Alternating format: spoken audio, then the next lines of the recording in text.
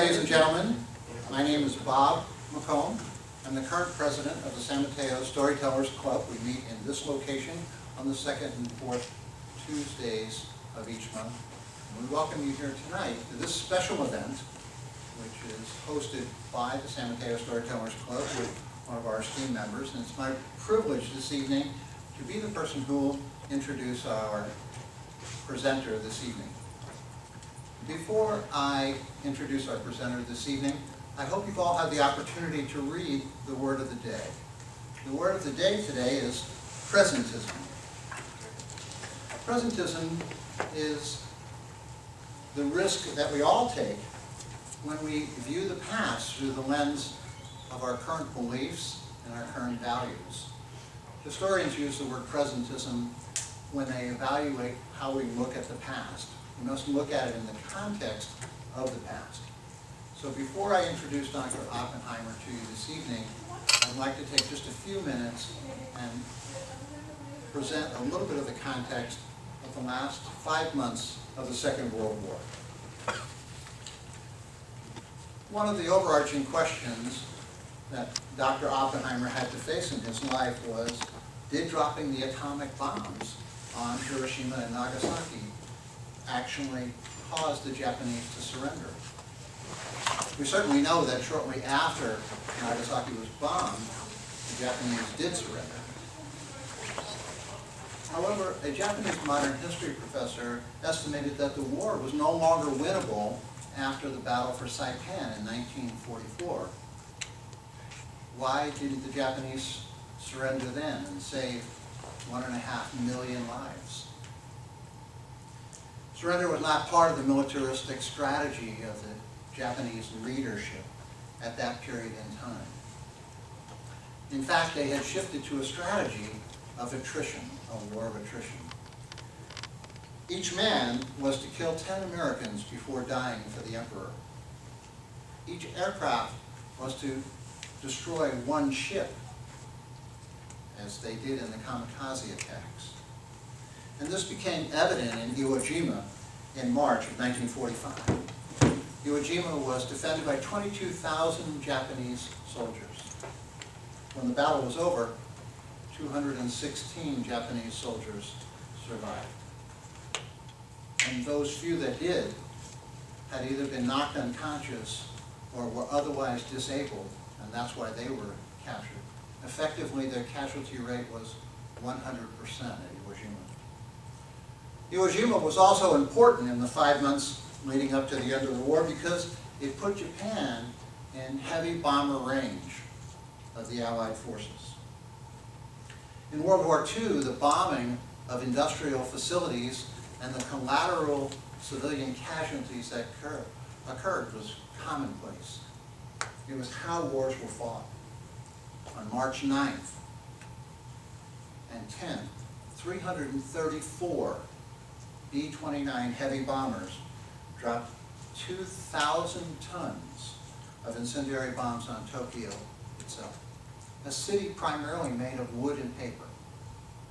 It burned 15.8 square miles and killed over 83,000 Japanese people in just one night. Over the next 10 days, the cities of Nagoya, Osaka, and Kobe were similarly bombed.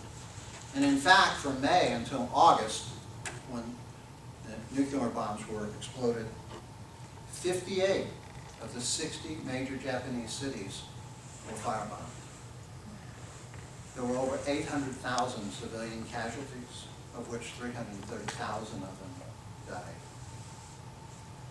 After Iwo Jima, the Battle of the Pacific shifted to the island of Okinawa.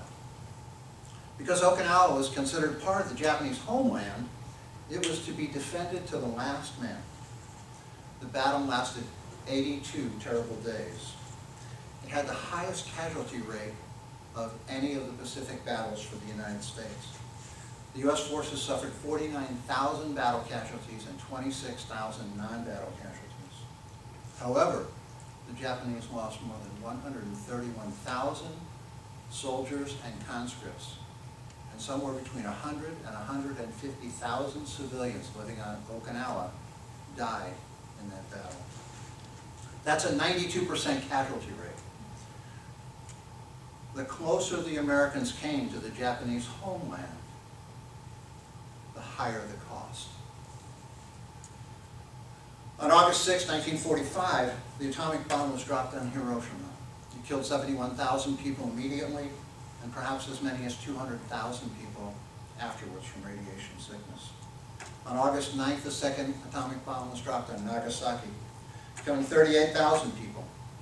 And on that same day, Russia entered the war on the side of the Allies and declared war on Japan.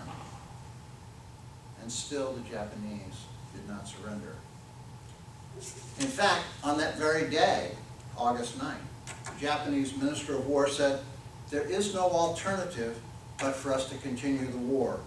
He and other leaders believed that the Americans should be forced to invade Japan, and then they would then be defeated.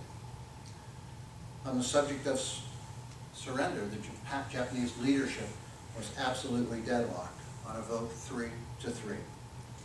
The two atomic bombs had not changed one leader's mind. It was 6 days later that Emperor Hirohito finally broke the deadlock and forced the Japanese to surrender. The cost of an amphibious landing on Japan and a land battle was not knowable. However, Japan had 4 million men under arms and thousands of airplanes reserved for kamikaze attacks in anticipation of the American invasion. The first phase of the planned invasion was in Kyushu, the southernmost island of the 4 major islands of Japan. The invasion forces would be 766,000 men. If we apply the casualty rate from Okinawa of 35%, it was expected that at least 268,000 Americans would die just at the beginning stages of the invasion. And again, that would only be the beginning. They were expected to fight to the last man. Casualty rates actually were between 500,000 and 1 million US and 5 and 7 million Japanese if we had to force a land invasion then. I know that these are numbers that beggar our imagination. Should the United States have used the atomic bomb? Well, that's a decision that was hotly debated in Washington before its use.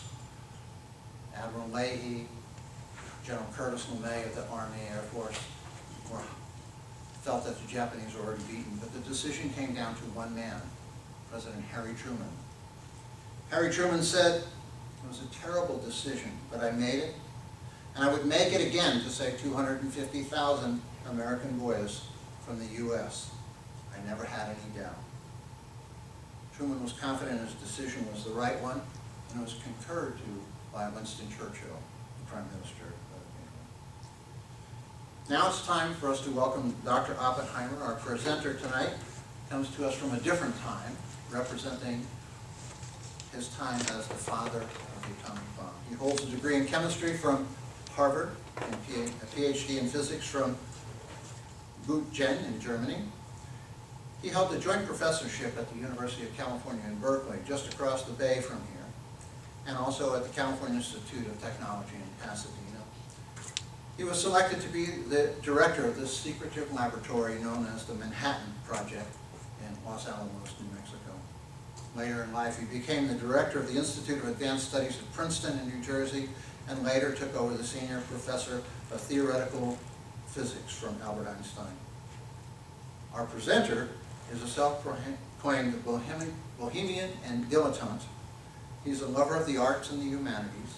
He loves sailing, horseback riding, the southwest region of the United States, and it has been said by many that he makes the best dry martini. However, he's most noted in history for being the father of the atomic bomb.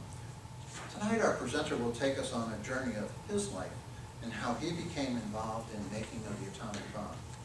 Many personal stories of other significant persons involved in the Manhattan Project will also be treated as history comes to life in our presentation, The Day the Sun Rose Twice, the story of the Manhattan Project. Please give a warm welcome to Dr. J. Robert Oppenheimer.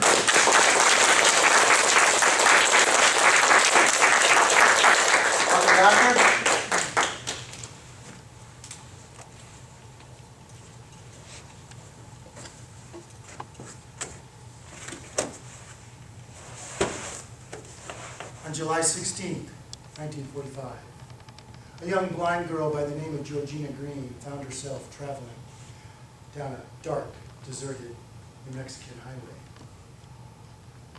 Her older brother was driving her from Socorro to Albuquerque for a piano lesson. When at exactly 5:29 a.m. local time, the sun rose in the west with the brilliance of 1,000 suns. And a moment later, went straight down. About an hour later, the sun rose again, this time in the east, and it would stay up all day under the hand of God, as it normally would. The sun that rose first that day was under the hand of man, for it was the first time in human history that we had detonated an atomic bomb. It was a plutonium bomb with an implosion mechanism to detonate it. Its engineering was worked out at Los Alamos under the auspices of the Manhattan Project. It was much brighter than anybody could have ever imagined. It was so bright that Georgina Green, born blind, never saw a day in her life, put her hands to her head and looked at her brother and said, "What was that?" For a brief moment, Georgina Green saw for the first and last time in her life. 21 days later, a B-29 bomber by the name of Enola Gay, piloted by Paul W. Tibbets, accompanied by 2 other B-29 bombers, took off from Tinian Island in the Marianas and flew for 6 hours to the islands of Japan. When they came over the city of Hiroshima, they dropped a bomb called Little Earth. It was a uranium trigger mechanism bomb, whose engineering was also worked out at Los Alamos. As soon as they dropped it, Paul Tibbets was told to bank away from the city, and they started going left. The crew inside the bomber began to count. They got to 20, and they started looking at each other. They got to 30, and they figured this was a dead. At 43 seconds, the inside of that B-29 bomber lit up. And the 3 B-29 bombers again circled back to take pictures of the site. There were 76,000 buildings in the city of Hiroshima. 70,000 of those buildings were obliterated. It's estimated by the U.S. government that 78,000 lives were instantly vaporized. This bomb exploded 1,900 feet above the ground. It missed its target by about 550 yards. The firebomb ball was 2 miles in diameter. The Japanese government would come back later and say over 200,000 of its citizens had died as a result of that. 3 days later, on August 9, a different B-29 bomber, the Bockscar, not flown by its original pilot, Frederick C. Bach, but by a crew of another B-29 that accompanied the Enola Gay on that first flight 3 days ago. This was piloted by Major Charles W. Sweeney, and they went to drop the bomb, but there was heavy cloud cover. And not only that, the 3 planes were supposed to meet over Mindanao Island, but only another B-29 showed up for the Bockscar. And the pilot was told not to circle, not to take too much time, because before he took off, it was reported that his fuel on his left wing was not functioning. He couldn't get fuel. He just had enough to get to Japan and back. But he continued to circle for 30 minutes. And eventually they took off to the island of Japan. And when they had to circle for another 15 minutes until the cloud cover dissipated, and they saw their target, and they dropped it. And again, about 43 seconds later, this bomb called Fat Man, which was also like the bomb that was blown up at the test site, the Trinity test site in Alamogordo. Plutonium core with the implosion device mechanism. This bomb was not as destructive to buildings as the uranium bomb, but more destructive to human flesh. It's reported that 100,000 people were instantly vaporized that day. And as time went on, the numbers went over 300,000. The test site occurred on July 16th, 1945. We are the day after, exactly 69 years later. And those two bombs dropped over Japan is the only time that humans have used nuclear weapons in warfare. Once you have this technology, how do you not know about it? Have you ever tried to unlearn something that you've learned? It's almost impossible. So the genie is now out of the bottle. Can we ever put the genie back in? We might be able to put the big toe, but we'll never be able to put it back in. After the war, I was considered somewhat of a celebrity. I was invited to Washington, D.C. to meet with President Harry Truman in the Oval Office. And he had just appointed me to a UN council whose objective was to limit the proliferation of nuclear weapons. The dawn of the atomic age had started. And we were in this conversation, and I could tell President Truman didn't fully grasp the gravity of the situation. At one point, I blurted out, "Mr. President, we have to do something, and now, for I feel I have blood on my hands." The meeting was ended instantaneously. I was unceremoniously ushered out of the Oval Office. And just before I got out of earshot, I heard President Truman say to the Secretary of State, "Don't ever bring that fellow around here again. He may have been the fellow that built the bomb, but I'm the one who fired it off." And so began the Cold War. I just have one question for you tonight. When we dropped that bomb at the Trinity test site in New Mexico, Alamo, was this a bomb that was different in degree or in kind? Was it just a bigger bomb, or had something new come into the world? Sigmund Freud, in his last book, Civilization and Its Discontents, he talks about how humans have this relatively weak status in the animal kingdom, with the exception that we have this ability to make tools. The ability to make tools, we can see farther than the sharpest eye, that of the eagle, when we build a telescope. Because we can build locomotion, we can go faster than the fastest animals, the cheetah or the gazelle. We can build pliers that exponentially increases the gripping power of our hand. Sigmund Freud goes on to say, because we can build these tools, we have become like prosthetic gods. But it's unclear that we have godlike capacities to deal with these tools. Harry Truman, who I didn't respect much, when he got word at the Potsdam conference that happened on July 17th that we were successful in blowing up our test bomb, he said, he was very happy, obviously, of course, but he said, "It appears that our gadgets have gotten out in front of us." So he had a common sense wisdom about him. I maintain that that bomb actually is a demarcation of history, that everything that happened before it is now going to be different after it. We weren't just burning a lump of coal. We were going into the inner workings of the cosmos, the building blocks, the atoms, and moving levers and switches and releasing enormous potential.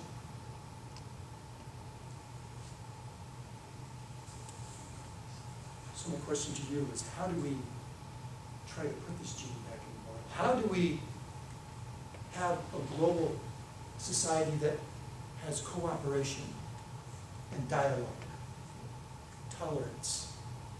How do we keep Palestine from going critical with Israel? How do we keep Pakistan from going critical with India? How do we keep the U.S. from going critical with its terrorist enemies? That's the point of the talk tonight. My life is only important in the fact that it hinges upon this project. I was born in 1904 to Julius and Ella Oppenheimer. My mother's maiden name was Ella Friedman. My father was a very gregarious man. He was a fairly wealthy man. He was in a family business where they imported textiles from Europe, primarily the inside linings of men's suits. very lucrative business. To give you a sense of the wealth of my father, in 1912, my family went and spent $13,000 on buying original Picassos, Renoirs, Monets.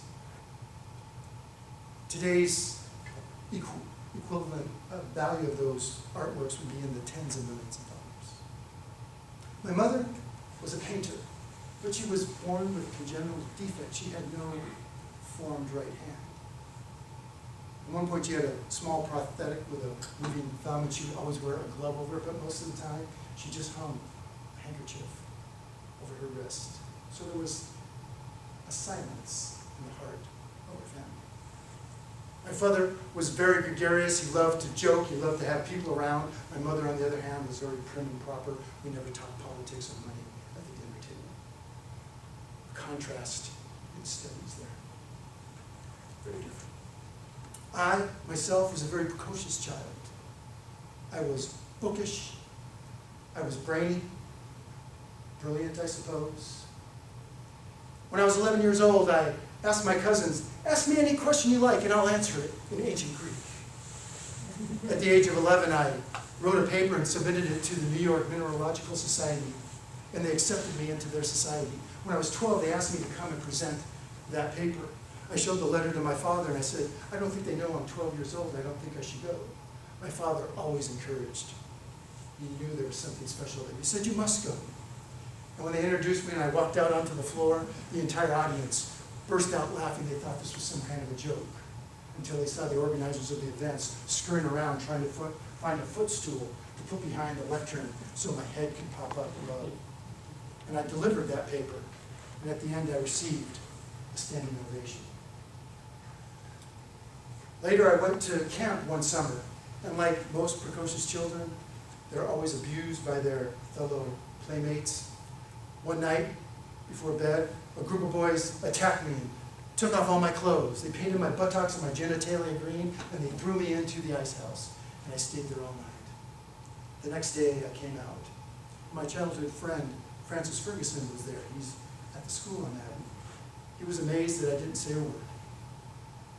This is kind of the stubbornness, resolve that I had.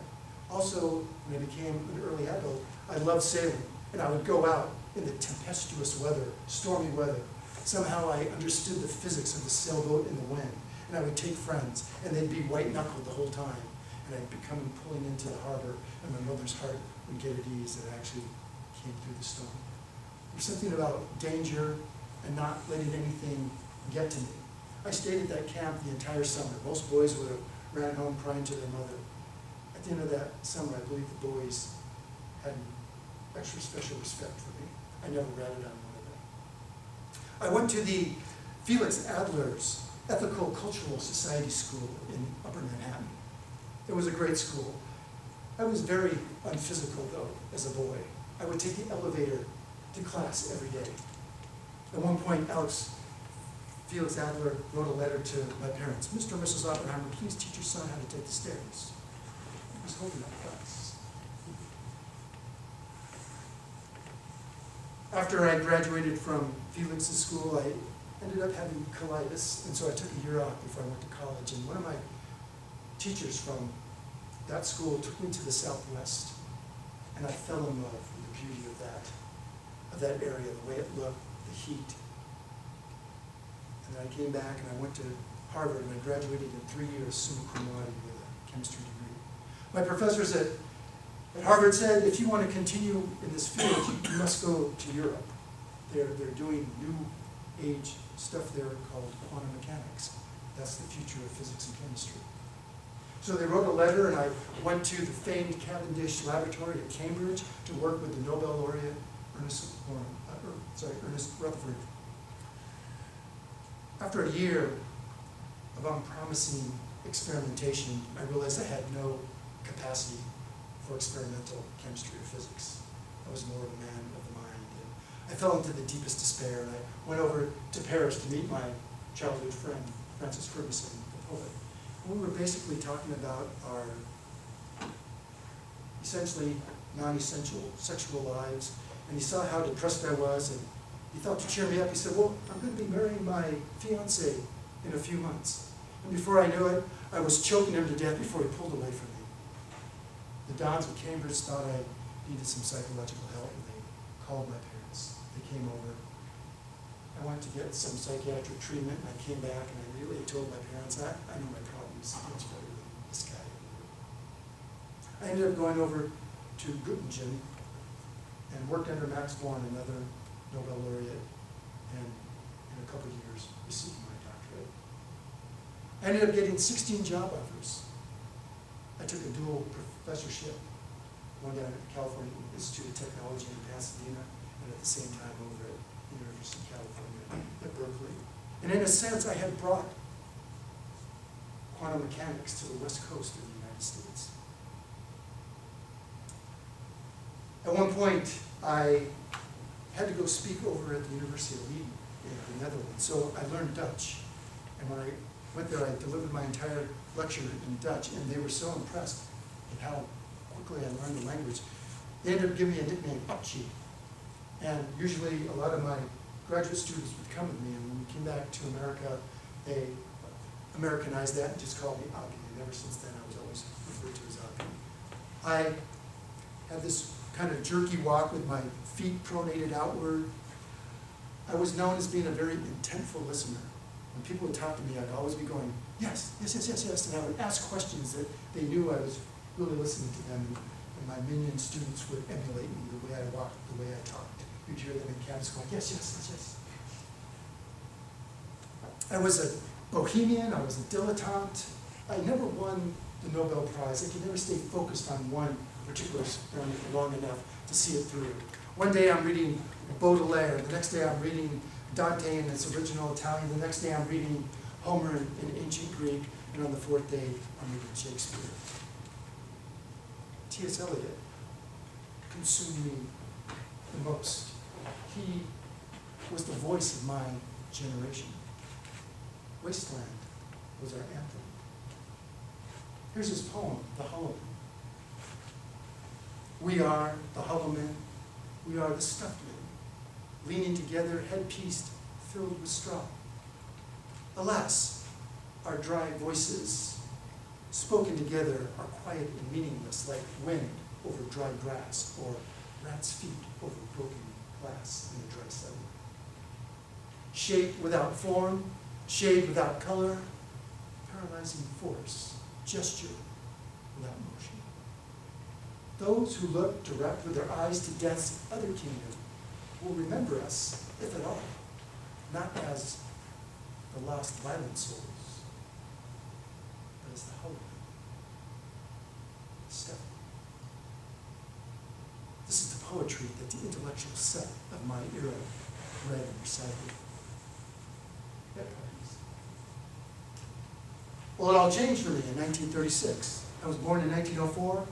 I had never voted in my entire life. I lived a life of the mind in my ivory tower of higher education institutions. I was abstracted from the world's problems, the social discourses, and the dilemmas that humans faced, until I met a graduate student at UC Berkeley, Jean Tatlock. She was the radical daughter of an English professor at Berkeley who was one of the world-renowned authorities on Geoffrey Chaucer.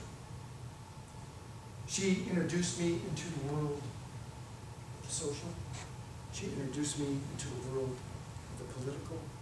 And I won't speak about this much, but she introduced me into the world of the sensual. I began to take a newspaper.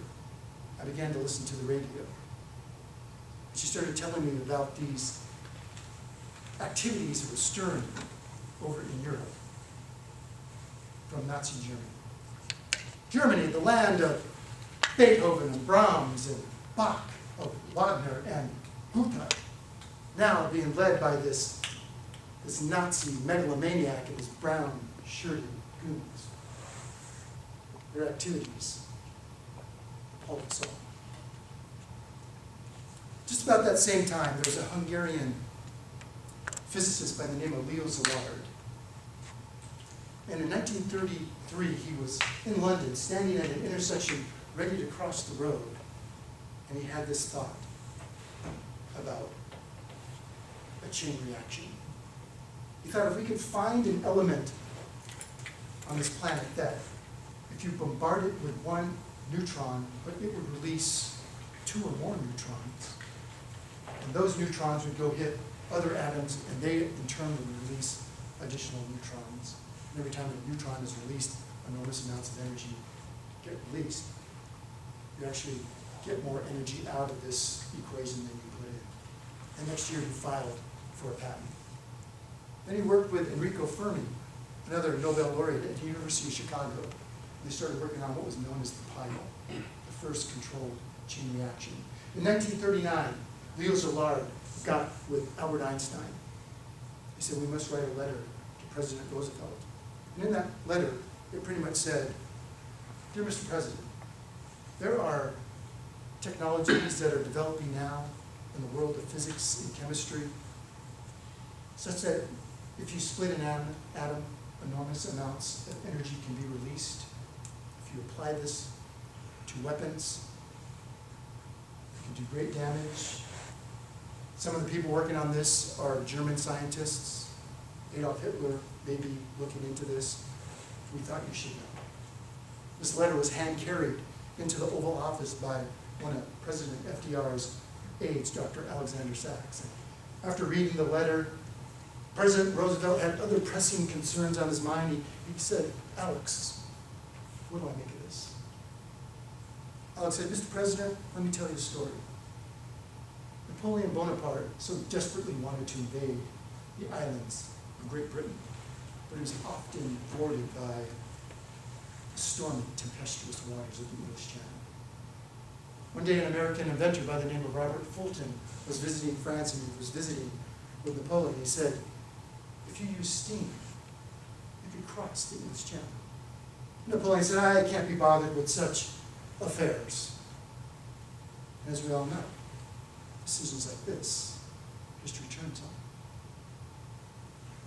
And President Roosevelt said, so what you're saying, Alex, is that we better build this bomb before Hitler does. And Alex did. Exactly. So President Roosevelt commissioned a small amount of funds to form a committee that would study whether or not we should proceed with building an atomic bomb. Well, the great moment came when General Leslie Groves was appointed to the Manhattan Project. Leslie Groves, his whole job was to oversee all projects domestically during wartime. He built military bases, he built weapons plants, he built hospitals, he built the Pentagon on time and under budget. He didn't build any elevators in the Pentagon. You know why? He didn't want to have any fat generals in the United States Armed Forces. The irony there, of course, was he himself was a fat man. He, at one time, had close to $1 billion of money that was going through him. He had over 1 million people that reported up to him. When you have this kind of responsibility, obviously you were a very dominant person. He was very short with people. He never praised them. One of his direct reports, Colonel Kenneth Nichols, once said, he was the greatest son of a bitch ever, but the greatest. He was hated by everyone. He was universally loved. But Colonel Nichols goes on to write, if I ever had to do this project again, and I had to pick a boss, I would pick Leslie Groves. Let me give you a sense of the man. He was appointed to the Manhattan Project on September 17th. On September 19th, he heard that there was uranium ore languishing in New York Harbor. The Belgian government had sent us this ore. They've been sitting there, they've been sending us repeated letters saying, we sent you the ore, what are you going to do with it? Leslie Groves sends an agent there, the agent buys all of the ore. 1,250 pounds, it constituted all of the uranium ore for World War II. The next day, Leslie Groves writes a letter addressed to him from a high official in the Pentagon, Donald Nelson, who was in charge of wartime preparation. He reported to the Department of War. You've euthanized that language now, we call it the Department of Defense, but World War II was called the Department of War. Henry Stimson was the Secretary of War.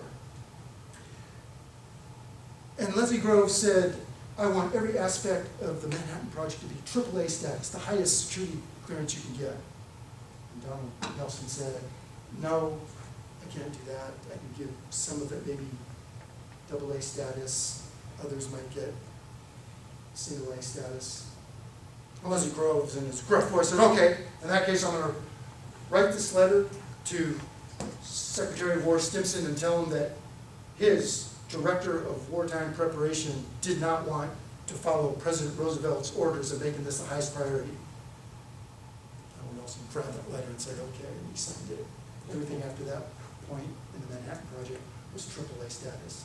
The marshaling of human resources, the procurement of material, the spending of federal dollars. Also on that same day, September 20th, he takes an option on 52,000 acres in eastern Tennessee in the Clinch River, the Oak Ridge area.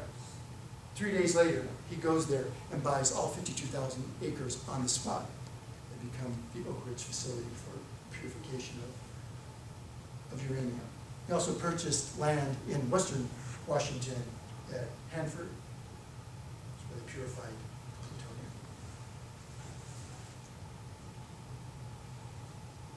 On August 5th, he took a train to the University of Chicago to talk to Enrico Fermi to understand how much of this plutonium and uranium that we needed to reach critical mass to make a bomb.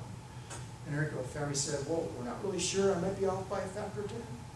Again, Leslie Groves blew up. Are you trying to tell me if my daughter gets married, I don't know whether to invite to her reception 100 people or 1,000 people? I want an answer by tonight. And Enrico and his team gave an answer, and that was the working model for the entire Manhattan Project. A week later, on October 12th, he takes a train all the way to the University of Berkeley to talk to another Nobel laureate, Ernest Lawrence, the father of the cyclotron. He sat down with Ernest Lawrence and said, would you head up this project to build this atomic bomb? Ernest Lawrence said, no, I'm a good experimental lab man, but I don't know enough about this technology to build a bomb.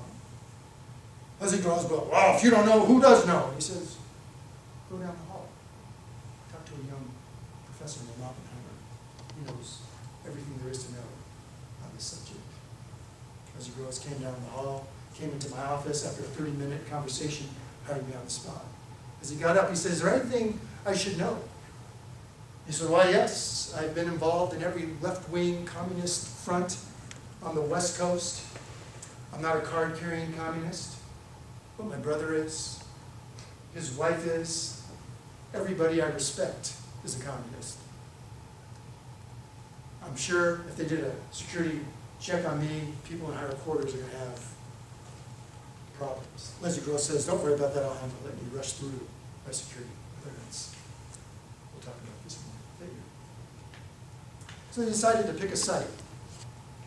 San Bernardino was on the short list, so was Reno. They ended up picking Los Alamos. All of a sudden in my life, my two loves came together. I love physics, and I love the southwest region of the United States, and all of a sudden here they are married together. We were on this plateau, Mesa, I believe was what they call them in the Southwest. Terrible place to live. Gumbo roads, treacherous roads. They built perimeter fences all around the compound.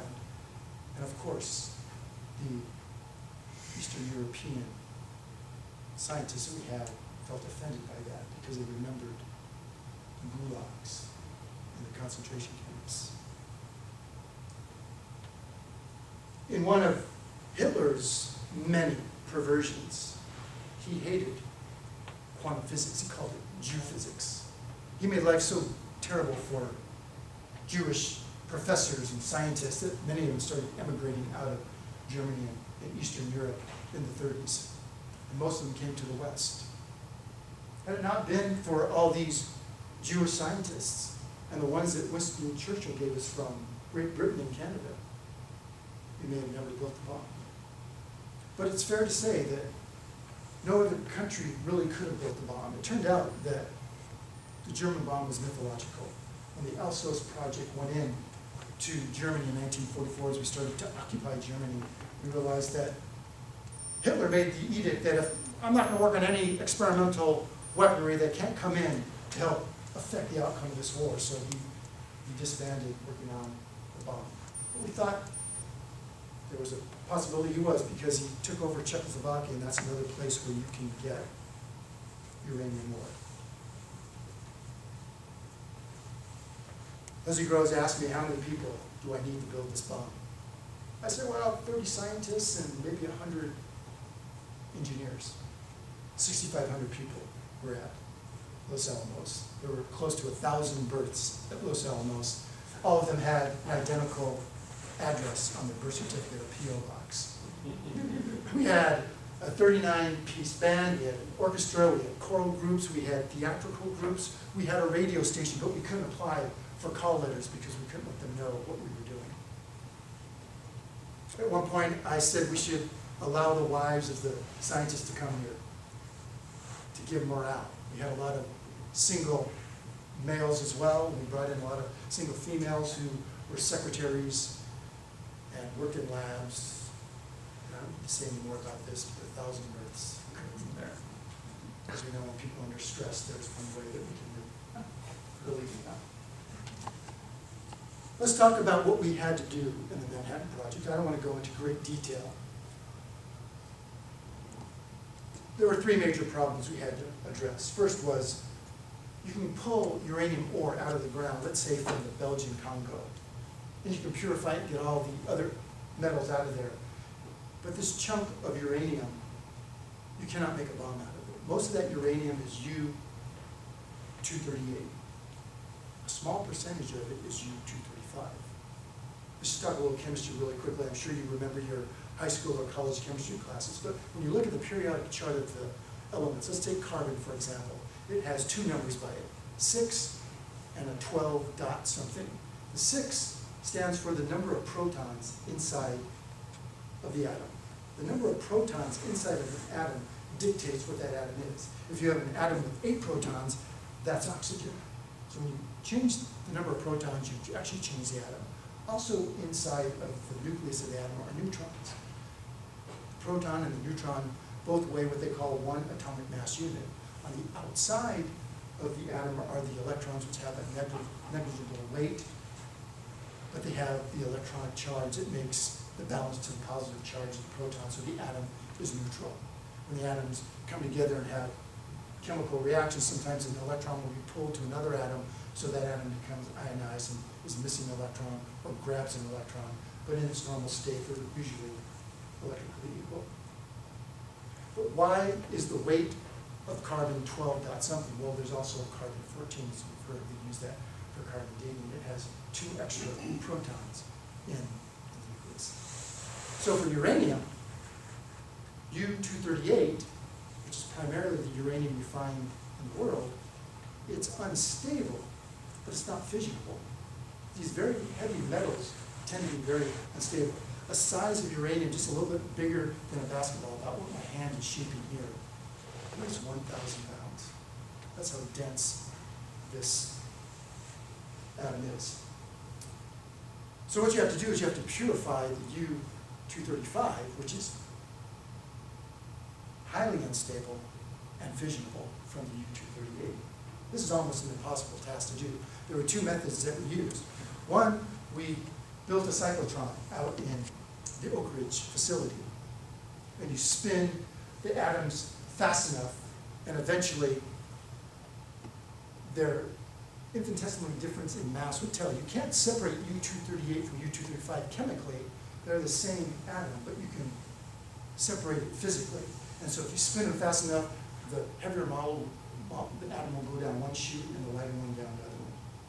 After we built the cyclotron, we couldn't get enough power on the magnetic coils to get them to spin fast enough, so we wrote a letter to the US Treasury. We said, we would like to borrow some silver. They wrote back, of course, we're in a wartime, we'll do whatever you need. How much do you want? We wrote back, 6,000 tons. 1,200,000 pounds. They wrote us the most delightful letter. Here at Treasury, we measure silver by the troy ounce.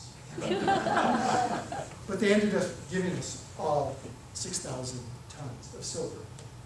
And we can talk a little bit more chemistry. When you look on the periodic chart, you see copper. Right underneath you have silver and you have gold. They're all in the same period. As you know, in our houses, we do all our wiring with copper. It's a good conductor of electricity. Silver is much better, and gold, almost a negligible amount of resistance. That's why in very expensive electronic equipment, sometimes they use gold foil to be the connector between different components. So we built this, we spun the coils now with silver, and the power to generate that cyclotron was the power to harness a 100,000 person city. We still could not get the atoms to spin fast enough. So the cyclotron never really proved true for us to separate the uranium. Instead, we had to use this method called gaseous diffusion. And what you basically do is you liquefy the uranium, and then you pass it through these very dense filters. And you do this over and over 10,000 times, and eventually the difference in the mass tells, and you can get a thimble size of fissionable uranium. Headache after headache. By June 1st, we didn't have enough uranium or plutonium to make either bomb. So part of the Manhattan Project is all about how tasks and events came in just in time. The next big issue we had to overcome was, how do you detonate this? You can't put the critical mass all together, it would start going critical. So what you have to do is you have to separate it. And for uranium, what you do is you use a gun mechanism, a trigger mechanism, where you shoot a uranium core into a hollow sphere, and now when they come together, they will reach critical mass and they will explode. Here's where the neutrons will fire off of one. If you split the atom, the neutron will come out and it will hit other atoms, they will go through this chain reaction. Now, if you control the chain reaction, you produce heat, which you can use, then create work from, so a nuclear power plant or a nuclear submarine. If you don't control the reaction, it explodes and you can develop bombs. We were so sure that that mechanism would work, we never tested uranium bomb. The first time we ever tested it was over Hiroshima, that trigger mechanism uranium bomb. Plutonium has different chemistry, and we won't go into it, but you can't use the trigger mechanism to shoot the core in. Instead, we had to have a hollow sphere of plutonium. Because it was hollow, it wouldn't go critical. But how do you detonate this? Well, this one scientist by the name of Seth Nettermeyer said, oh, it's real easy. You just crush a beer can without having any of the beer spurt out. So we brought in this mathematician from Harvard, George Kislikowski, and what he devised was putting 64 explosions around the sphere in very symmetrical coordination. And you explode them all at the same time. The core would go into a nugget and then go critical. We spent most of our time at Los Alamos devising this implosion lens device. Most of what we spent on the Manhattan Project was purifying the uranium and plutonium. Headache after headache. And the third problem was we could build an atomic bomb in a room this size, not a problem. But how do you build it miniature enough and light enough so it can be transported in the cargo bay of the B-29 bomb? Eventually, they selected a test site for the bomb. It was in Alamogordo, New Mexico, in a valley called the Journey of Death. A beautiful place, a remote place. It was far enough away from Los Alamos so should something go wrong, we wouldn't blow up all these Nobel laureates. At one time, Leslie Groves was visiting Los Alamos, and he looked out over a picnic table, and there were 9 men there eating their U.S. government-issued lunch, and all 9 of those men had a Nobel Prize. Leslie Groves said, at a great, enormous expense, the U.S. government has collected the greatest set of eggheads ever. He called us the long hairs. They picked the site, we built a tower on it, and when they called me to say they finally picked the site, I happened to be reading John Donne, one of my most favorite poets, and I was reading his Holy Son. I said, Dr. Oppenheimer, what should we call this? And the Holy Sonnet is this great poem about God and humans and sensuality and spirituality and the Trinity. I said, let's call it Trinity. That's what we did. We had to detonate our test bomb before Harry Truman went to the Potsdam Conference. Germany had fallen earlier than we anticipated. Let's go back to the month of April 1945, a pivotal month for World War II. On April 12th, President FDR died. As we all know, he suffered from polio, the stress of the war. This was his 4th term as President of the United States, and he died. On April 27th, Benito Mussolini was captured. The next day, they executed him and hung him upside down in the square to make an example of him. Hearing this news, Berlin had already fallen. Hitler and a lot of his chief staff and Eva Braun were in the Führerbunker. And when he heard news that Benito Mussolini had died and he knew Berlin had fallen, he knew the war was over. He had a secret marriage to Eva Braun, and hours later they all committed a joint suicide. So this posed a dilemma for the United States.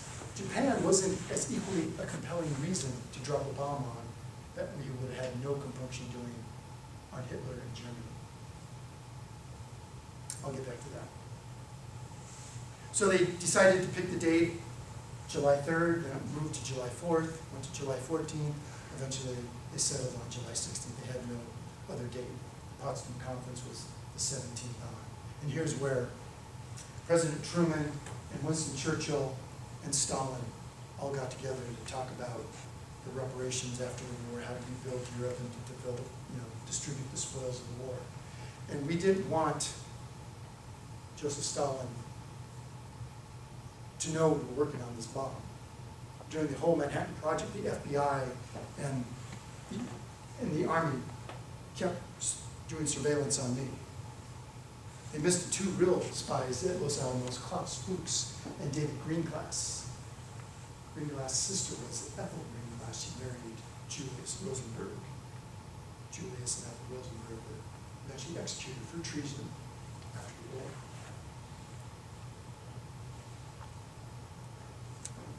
So we picked this date. We put the 2 cores of plutonium in 2 separate station wagons. I told them, drive carefully. Don't let anybody know what we're doing. As they left, shortly after midnight, they got to Santa Fe, and all of a sudden they put their lights on and the sirens on. They were blaring, the horns were blasting. I said to them, what were you thinking? Well, we were afraid a drunk was going to come out of one of the bars and cause a collision with the plutonium devices. It was a stormy day, lightning showers, occasional showers as well. We finally got everything to the McDonald House at Alamogordo. And we should recreate what we had to do, but the core was no bigger than this. And we put it on the table, and the scientist that was working on that, he took out his number 2 Ticonderoga pencil, and here he was. There were about 8 pieces, and he was pushing them very gently, one after the other, closer together. If he goes too quickly, they'll begin to go critical. They won't explode, but the radiation would kill all of us in the room within 24 to 48 hours. I was pacing back and forth while he's moving these pieces of core, and eventually I was ushered out of the room for fear that my nervousness was going to cause him to make the core go critical. We finally got the core, and we went out to the test site. Now, the rest of the bomb is about the size of a VW bug, with all these wires hanging off from the detonation of the implosion device. We tried to put the core in, but it stuck. We didn't count on the desert heat. I said to myself, oh, how hard these affairs are on the heart. So we let the core rest and come to the same temperature as the rest of the bomb. And after an hour, we were able to take the core and slide it in to the bomb. We hoisted it up 100 feet. And I went up there and I sat there for a while with the bomb. And Leslie Groves came out. And we had our resident meteorologist, Frank Herbert. And Leslie Groves, in typical gruff voice, how's the weather? He goes, well, there's lightning out there and potentially going to be showers. If there's going to be rain, there's going to be hell to pay. Well, eventually there was an opening in the storm front at about 5:30. So we started the countdown, the first countdown in human history. We had Sam Ellison, the DJ on our radios. We couldn't have the radio clear, so what he's playing is Tchaikovsky's Serenade to Strings out into the desert while we're putting the bomb together. And then he gets on the microphone, and people were worried. What if lightning hits the bomb? Will that detonate it? And he starts his countdown. He gets to 5, 4, 3, drops the microphone because he's afraid that when the bomb exploded, it would come down the microphone and he'd get burnt to a crisp. 2, 1, 0. Several of us were at different observation points. We had Enrico Fermi, where I was. My brother Frank Oppenheimer was there as well. Edward Teller, the odious Edward Teller, was there. He later destroyed me. He was seen at one of the observation sites with sunglasses putting on suntan lotion. The merry prankster of the group was Richard Feynman, one of the most brilliant men I've ever met, but insufficiently serious. He would go into the offices late at night, crack the safes, pull out the classified documents, and put them on the desk of the guy in charge. He did this practically every night. We couldn't make him desist. Security nightmare. He was there. Hans Bethe was there. Stanley Uman was there. These are all Nobel laureates. 12 hours before the test, I got a call from George Kitskikowski, the man we brought in from Harvard. Dr. Oppenheimer, it appears that the implosion lens is not going to work. I blew up.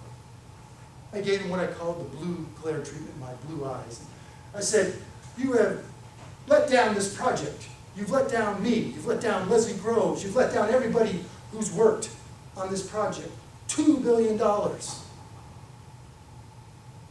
Kitskikowski never really forgave me for that browbeating.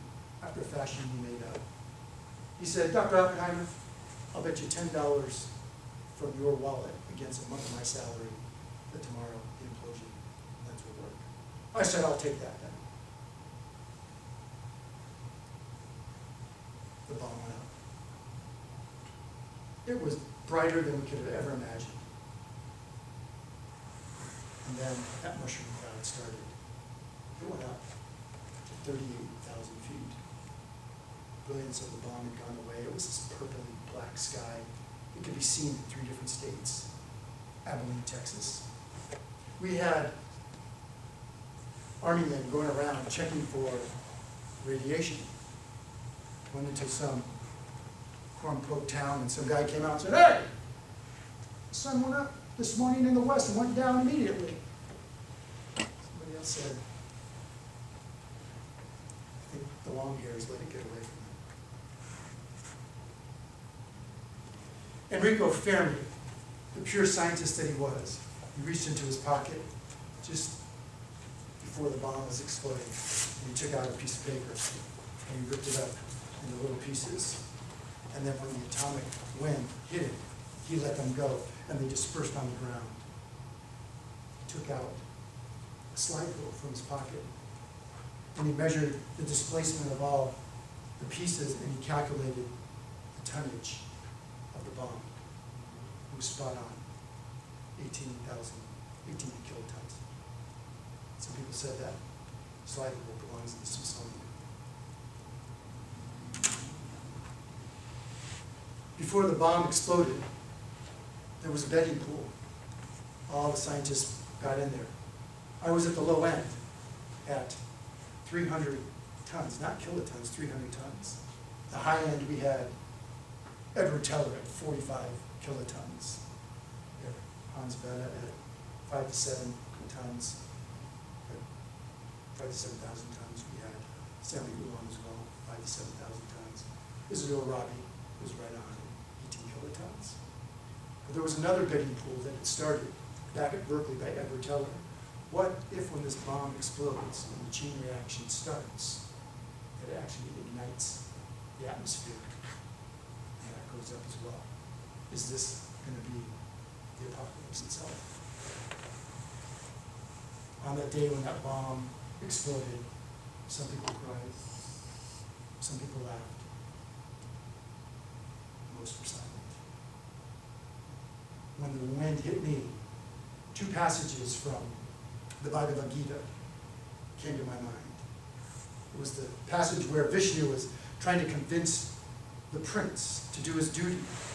And he says, the power of the Godhead is like 1,000 suns being born at one time. That's how bright that bomb was. And then another passage hit me when the wind came across my face, that atomic wind. I am become death, the shadow of worlds. As we got off the bus back at Los Alamos, Enrico Fermi's wife, Laura, came rushing up, and she said he looked like he had aged 10 or 15 years that day. His skin was parched, his lips were chapped, his hair looked gray and haggard. Dorothy McKibben, my secretary at Los Alamos, and the one who kept the social order at Los Alamos, said it looked like the men getting off that bus that day wrestled with the angel of death itself.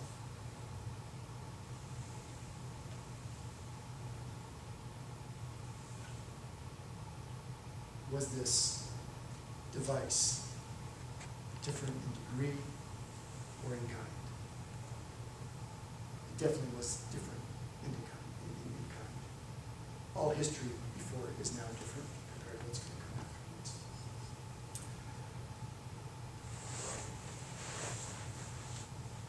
After the war, I stayed at Los Alamos for another year. And then I moved on to go to the Institute of Advanced Studies at Princeton. In 1954, the McCarthy hearing started, and I was pulled in. And I was stripped of my security clearance for basically two reasons. I've already told you about my communist connections in the early 30s. But there was an incident back at Berkeley where my wife Kitty and I, invited a French professor by the name of Hakan Chevalier and his wife to our house for dinner. After dinner, Professor Hakan and I went to my study, we were talking, the door shut, and he said, "Oh, Dr. Oppenheimer, I'm sure that whatever you guys are doing out in that desert, our friends the Soviets would like to know. After all, they are our allies. If you want, I could get some of those secrets to the Soviets." I merely said, "I don't ever want to hear you talk about this again. That's treason." But I never reported it because I felt sorry for this naive do-gooder, Hakan Chevalier. Well, this came out in the McCarthy hearings as I had relegated the security of the United States to myself. And then the most damaging witness of all was Edward Teller. They asked him, "Dr. Teller, would you have given Dr. Oppenheimer security clearance back in 1932? Well, maybe, but I wouldn't now." And that did me in.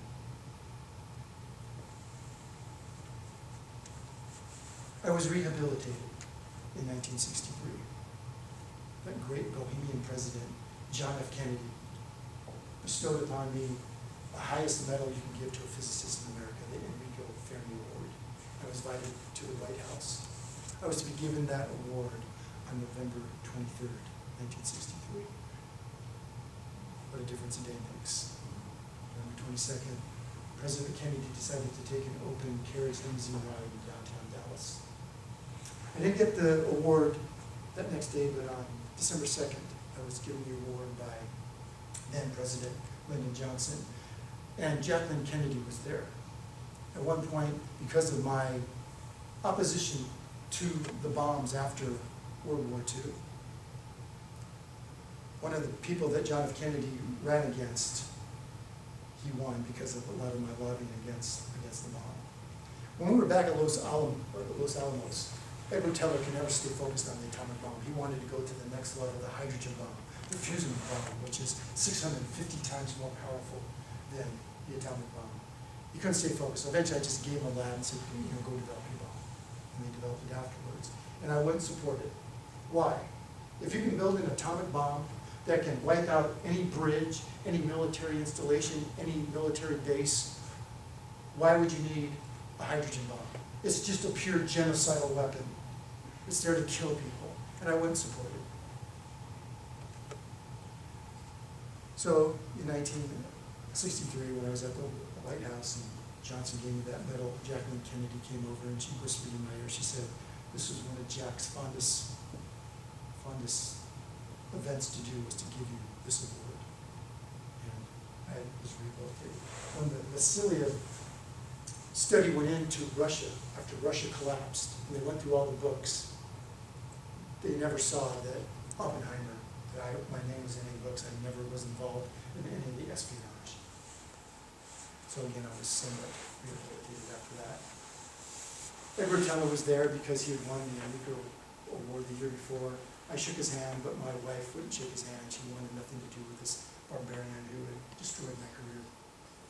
In 1967, I died of throat cancer. I was a chain smoker.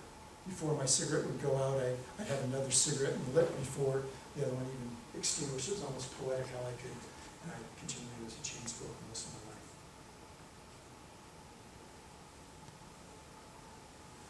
So at this point, I'll take questions from you guys, but if you want, we can take a quick break. Some of you may want to do a bio break, grab some water and cookies, but we'll come back and you can ask Dr. Oppenheimer questions. So.